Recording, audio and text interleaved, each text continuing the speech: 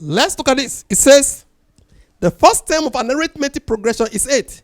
If the 10th term is double the second term, the common difference is what? The 10th term is equal to is double the second term. Because it's an AP, I can bring out this formula.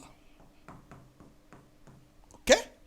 Now, let's look at this information. The first term of an AP is what? Is 8.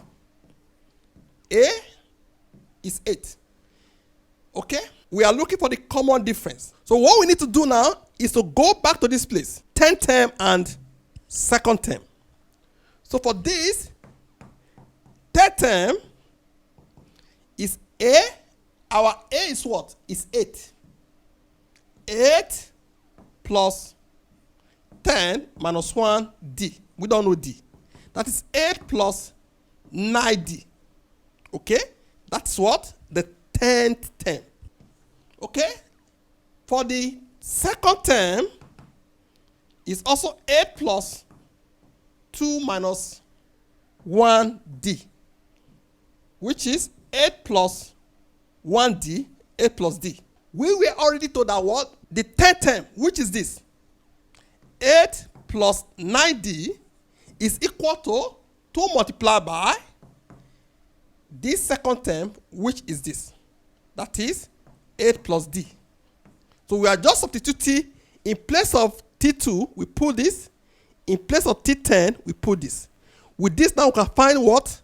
The common difference. Okay, let's find the common difference. That is 8 plus 9D equals to, this will give us 16 plus 2D. Okay?